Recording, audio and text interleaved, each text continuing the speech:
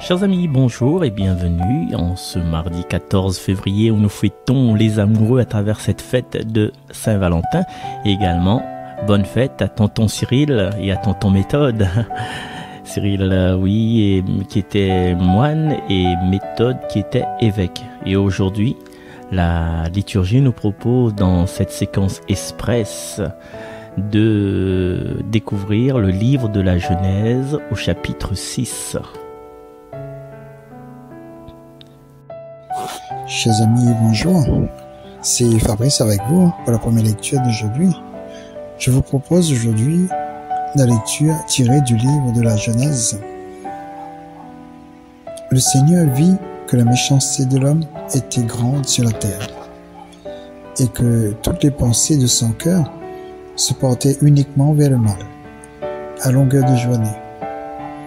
Le Seigneur se repentit d'avoir fait l'homme sur la terre. Il s'irrita en son cœur et dit : je vais effacer de la surface du sol les hommes que j'ai créés. Et non seulement les hommes, mais aussi les bestiaux, les bestioles, les oiseaux du ciel, car je me repens de les avoir faits. Mais Noé trouva grâce aux yeux du Seigneur. Le Seigneur dit à Noé : entre dans l'arche, toi et toute ta famille, car j'ai vu qu'au sein de cette génération, devant moi, tu es juste. De tous les animaux purs, tu prendras 7 mâles et 7 femelles. Des animaux qui ne sont pas purs, tu en prendras 2, un mâle et une femelle.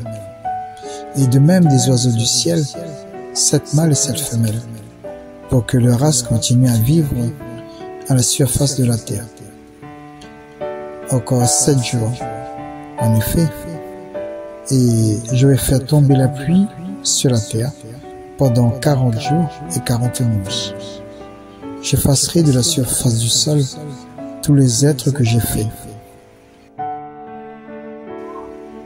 Noé fit tout ce que le Seigneur lui avait ordonné. 7 jours plus tard, les eaux du déluge étaient sur la terre. Parole du Seigneur. Bonne journée à vous. À bientôt. Au revoir.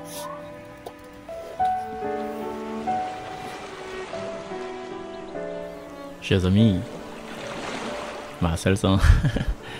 Donc, il est un peu bizarre que Dieu, il crée l'homme et puis, il veut anéantir l'homme. Voilà. Les déchirants, fallait pas l'été fait quoi.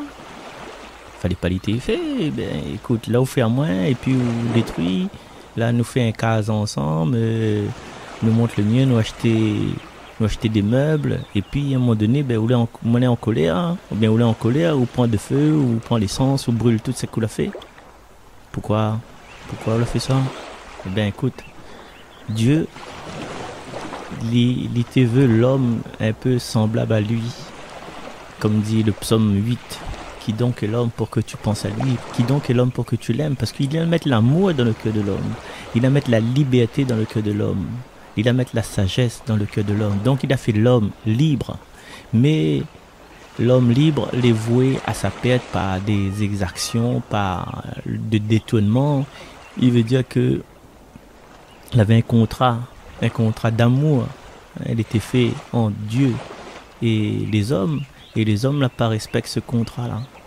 C'est comme si au projet football, ou deux joueurs au football, à un moment donné, le gars il prend le ballon avec la main, il envoie pas devant, il envoie avec la main, par ici, par là-bas, le ballon il sort du terrain, l'autre il arrive, il reprend, l'arbitre il ne sait plus rien lui. Et qu'est-ce qu'il fait? Il arrête le match. N'importe qui ça vient sur terrain, le moment, le matante, le tonton, tout le monde il vient sur terrain, comme c'est le, il ne dit pas le mot, c'est le brouhaha. Et aujourd'hui, dans cette lecture-là, que tu connais bien l'histoire de Noé, est-ce que malgré tout ça, est-ce que malgré les exactions de l'humanité, est-ce que Dieu il décide de détruire entièrement sa création, anéantir toute? Non. Non, à cause, non, plutôt grâce. Rien n'est grâce, rien n'est grave, tout est grâce. Grâce à un seul homme.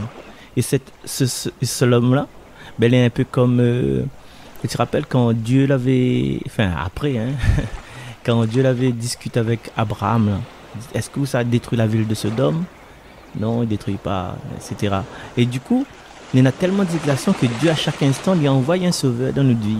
Il a envoyé Abraham, là, il a envoyé Noé. Pourquoi? Parce que Noé il est juste. Noé il avait pas un bon peuple, il avait pas un peuple, il avait pas un royaume, il était juste, il avait un homme. Et un homme juste, ben, est suffisant pour sauver toute l'humanité. Et voilà tout de suite le parallèle entre un homme juste dans l'Ancien Testament et un homme juste dans le Nouveau Testament. Tu vois à peu près de qui m'y parle là? Alors, faut dire que dans l'Ancien Testament, dans le passage que nous n'avons là, ben, Noé dit Noé c'est un homme qui marchait avec Dieu.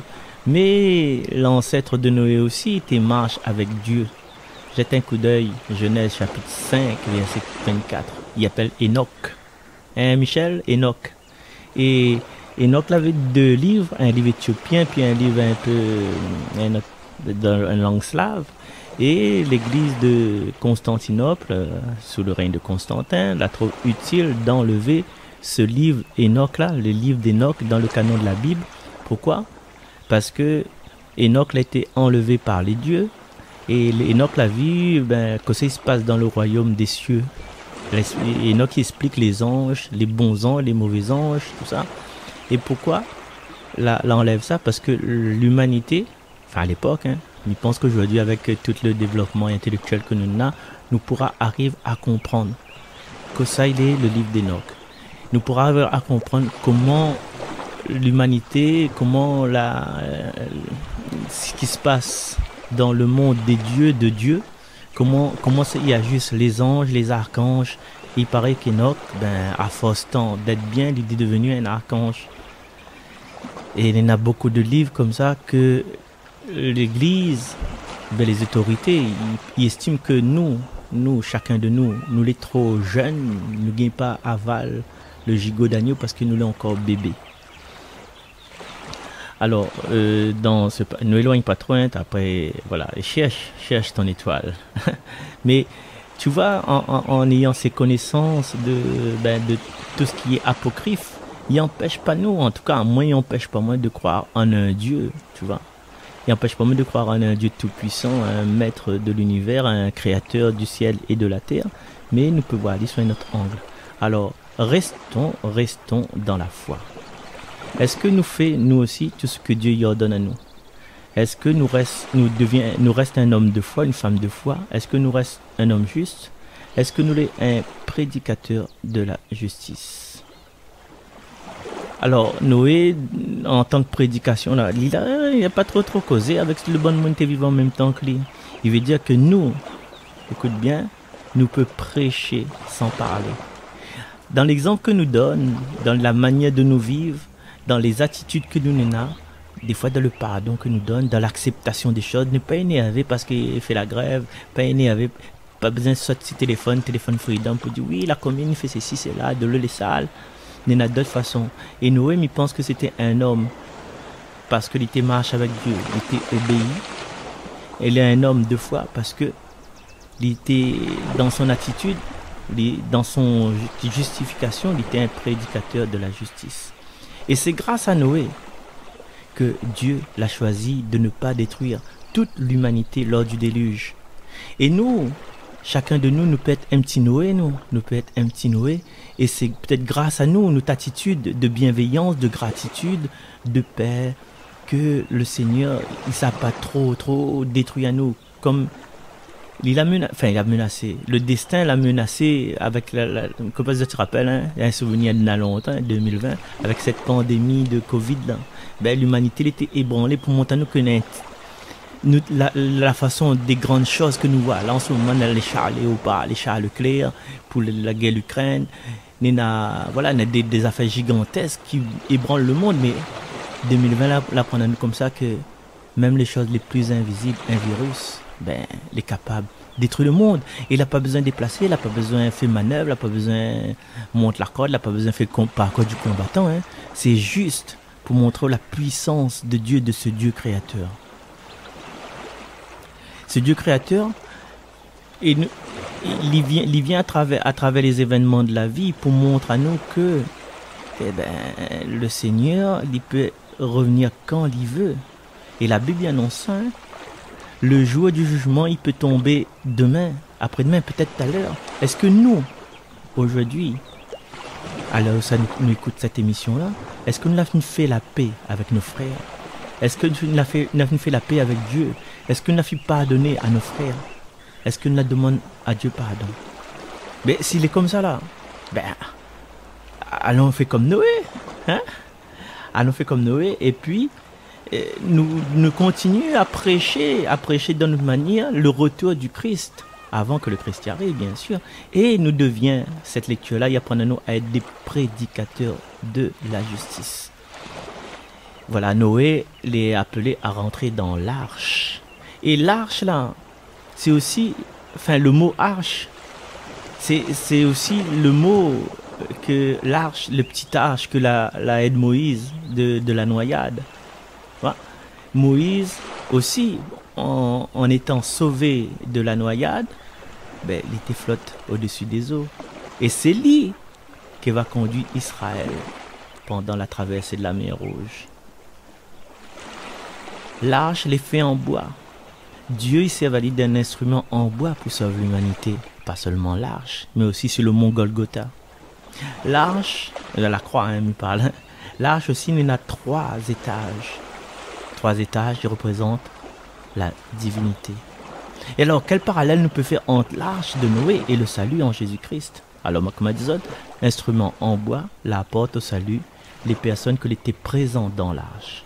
Dans le sens où ça, il a permis aux personnes dans l'arche d'avoir la vie sauve. De sauve notre vie. Et justement, aujourd'hui, en écoutant, en lisant ce passage de la Genèse, nous pouvons penser que c'est une histoire dans longtemps. Ouais, un petit lac, Noé, tranquille, un petit bateau croisière, Costa, Corsica, voilà, avec le Titanic 25 ans après le film de James Cameron. Là, nous pouvons penser à une affaire comme ça, mais non, il parle dans notre cœur. Il veut faire à nous un Noé, c'est-à-dire un prédicateur. Il veut faire rappel à nous que le salut est donné par la croix. Depuis le jour du sang versé, vous savez bien que tout est grâce. Et puis Noé, avec son statut de prédicateur de la justice, Noé descendant d'Enoch, il montre à nous que toutes les histoires, l'écrit dans la Bible, oui, c'est des histoires que nous peut appuyer dessus, mais il n'a point que ça. Ça c'est la tradition, il ne peut pas mettre tous les livres. Il ne peut pas mettre tous les livres. Le livre d'Enoch ne peut pas mettre dans la Bible. Parce que elle était trop peut-être aussi, tu vois. Mais à nous, c'est à nous maintenant aujourd'hui d'être curieux, de grandir, de trouver un sens à notre vie, un sens à notre humanité. Et peut-être nous aller à l'encontre des traditions que l'a été imposées, des traditions que l'a fait essayer aval à nous.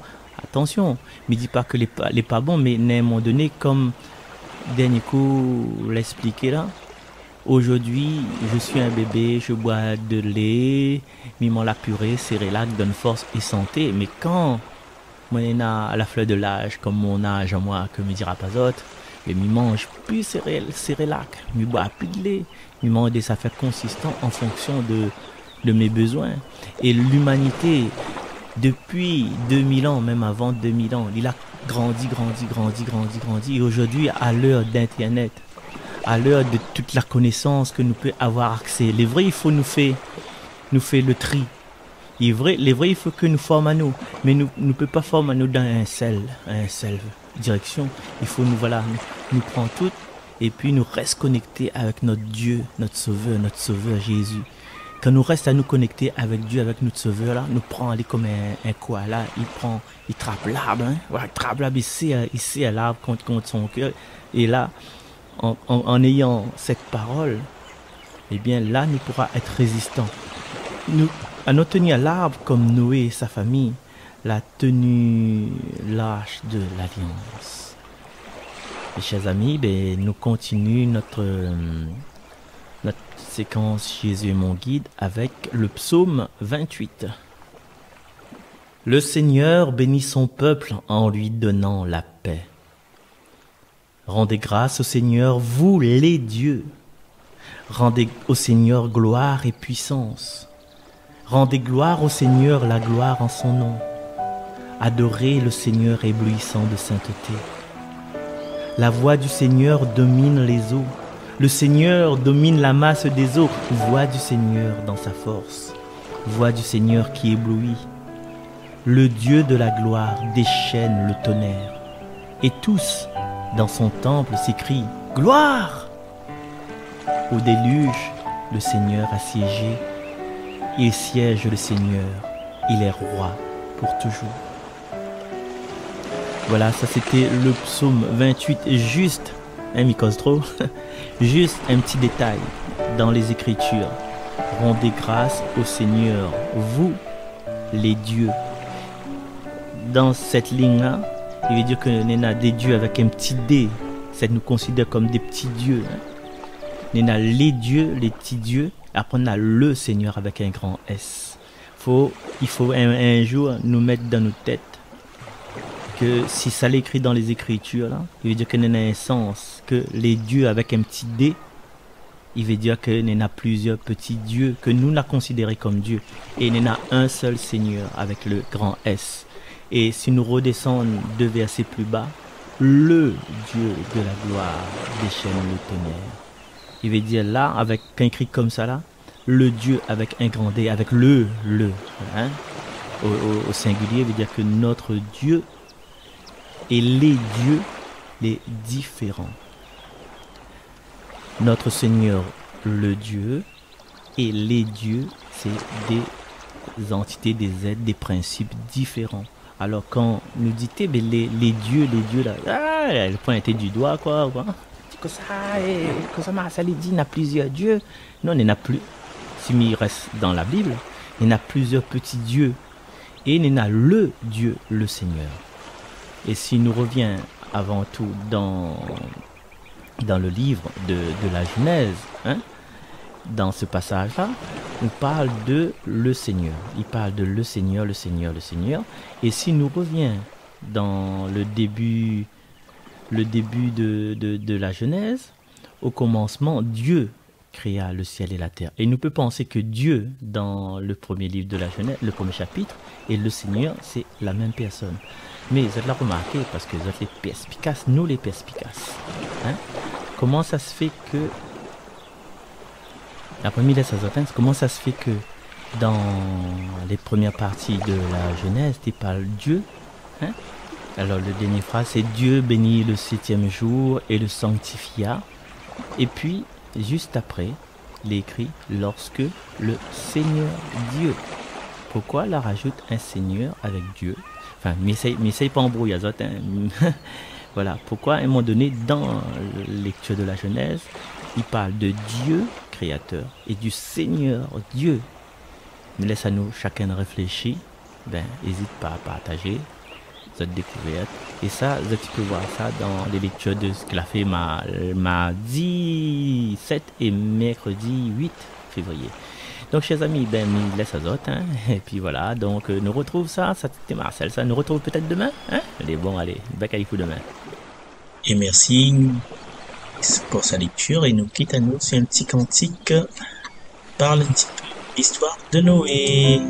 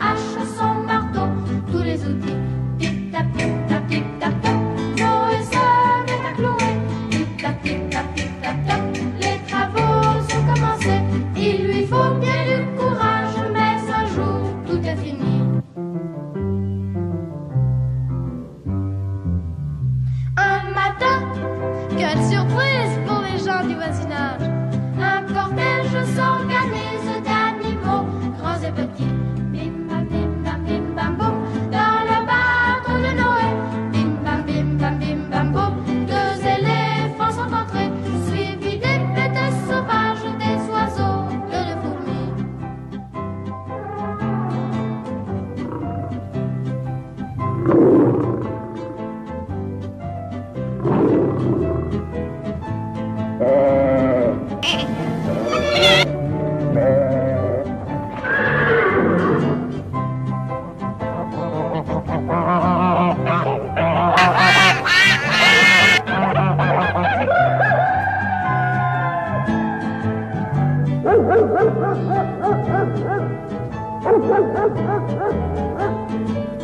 you.